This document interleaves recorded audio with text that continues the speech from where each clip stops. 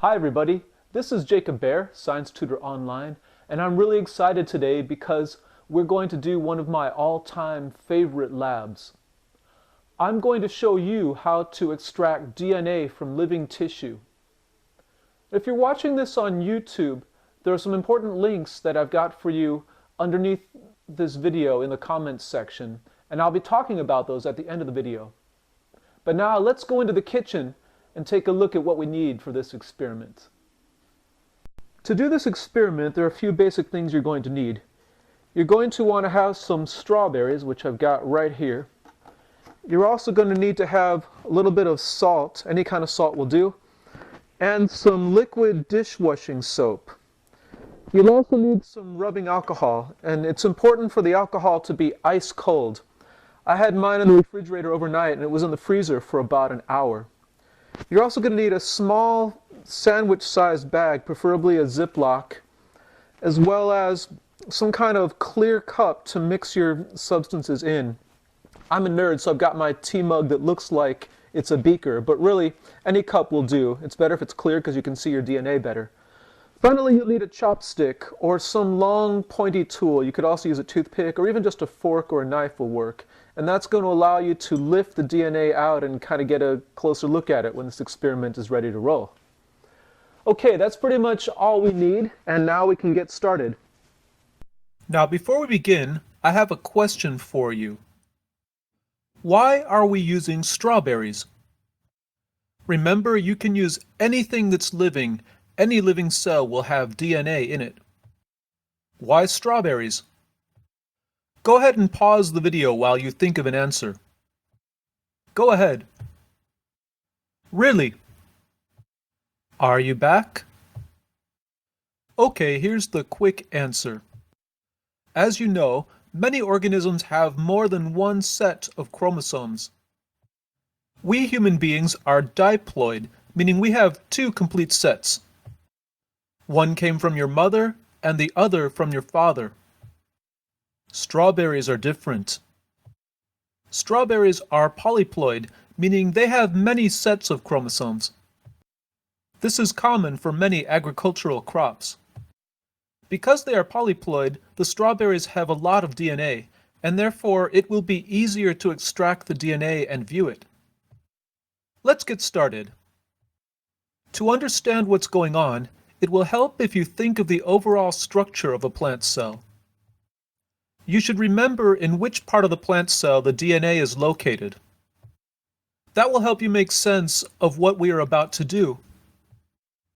Now the first thing you're going to do is take your Ziploc bag, open it up, and put a couple of strawberries inside, probably just 2 or 3 depending on their size and how much DNA you want to look at. Close up your bag with your strawberries inside, and then we're just going to start to mash them up. You want to just break these up into essentially liquid. If you're feeling lazy, you could do this in a blender even. I'm not going to do it because I like to mash things with my hands. And we're just going to completely just destroy these strawberries. And there's a reason we're mashing up these strawberries. If you think about the structure of a cell, it will kind of make sense. What do we need to do? What are we trying to accomplish by mashing these strawberries up? If you need a second to think about the answer, go ahead and pause this video. Are you back? Here's the deal. Strawberries are plants, and every plant cell is protected by a strong cell wall. We need to break through the cell wall before we can get to the inside of the cell. That's what all this mashing is about. But once the cell wall is broken through, remember that the cell is also protected by a plasma membrane. And inside of that, there's a nuclear membrane, sometimes called the nuclear envelope. We have to strip away those layers, those membranes, before we can get to the DNA. To strip away the membrane, we're going to add some of our dish soap to these strawberries. So you open up your Ziploc bag, just pour some of the soap in, and then you're going to want to mix it up really well, but you do not want to shake it. You're trying to avoid making lots of bubbles because those soap suds will just make it more difficult to view the DNA later on. Why are we using soap to remove the membrane? Pause the video and think about your answer. In a second, I'll tell you if you're right. Okay, here's the reason we use soap. You should remember that the plasma membrane is made of phospholipids, lipids with a phosphate group attached. Fat, grease, and oil are made of lipids, and the dish soap is designed to remove them. So when you mix in the soap, you are literally cleaning the phospholipids off the DNA, stripping away that poor innocent nucleic acid's final line of defense. There are only 2 steps left. Next, we're going to add some salt to our mixture. So here's the salt, and I'm just going to pour this right into the bag there so you can see it. Take your salt, put it in with the berries, and again, mix everything up. And of course, there's a scientific reason we're adding salt. I'm not going to make you pause and guess why we use salt because I'm about to ask you another question. So I'll just tell you about this one. The DNA is bound to a lot of proteins. Some of these proteins, like histones, help to pack and store the DNA during mitosis. Other proteins are involved with moving the DNA, uncoiling it to expose and activate certain genes, and many other tasks. We want to separate the DNA from the protein. The salt helps to do this, and last but not least, we'll add alcohol to release the DNA in the final step. Here comes the fun part. Now the best way to do this is to take your strawberries and just put them right into the cup. One thing that might help is if you have a tea strainer, and I wish I'd mentioned this at the beginning of the video, you can use that to filter out a lot of the pulp. What you want is just your strawberry juice, your liquid, salt, and your soap, and all that stuff's going to drain into the cup. If it's taking too long, if you got really thick mixture of strawberries, you can actually speed this process up by pouring a little bit of water over the top, like I'm doing now, just to get some liquid in there. Whoops, some of it's spilling on the side, that's okay. Now before we add the alcohol, there's something really important I want to tell you.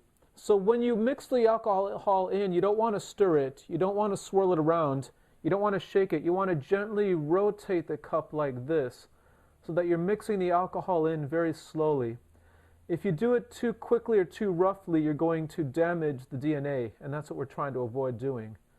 So now let's add the alcohol and you'll see the results. Remember, this works best if your alcohol is ice cold. So I had mine in the fridge and then in the freezer for a while. I'm just going to pour some of this alcohol in and we'll see what kind of results we get. When you do this yourself, you'll see this kind of almost silvery, shimmery stuff rising to the surface of your cup. That's the liberated DNA.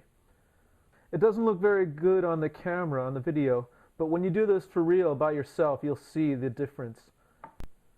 And you may notice it looks sort of like a booger or like snot. But if you touch it, it's not going to feel slimy or even sticky. So what gives DNA this appearance and this texture? Go ahead, pause the video and try to guess what gives DNA this texture. Here's the answer. Remember that DNA is a very long molecule. Millions of nucleotides are strung together like beads on a necklace. The whole molecule is coiled like an old-fashioned telephone cord. What you're really looking at is a long, stringy mass, like a plate of noodles. It's flexible and stretchy, but it holds together. With our unmicroscopic eyes, it looks like snot. But it's snot. You get it? It's not snot. Get it? This video lab was created as a supplement to the biology course I teach as part of the Ron Paul curriculum. The full course includes 180 lessons complete with videos, quizzes, and other resources designed to prepare you to pass the AP Biology exam or the Biology CLEP. If you are a parent who wants to homeschool your children, RPC is completely self-taught after the elementary grades, which will free up a lot of your time. If you're a student and you'd like to get out of high school faster and get a head start on college and your life, the Ron Paul curriculum will prepare you like no other program I've ever seen.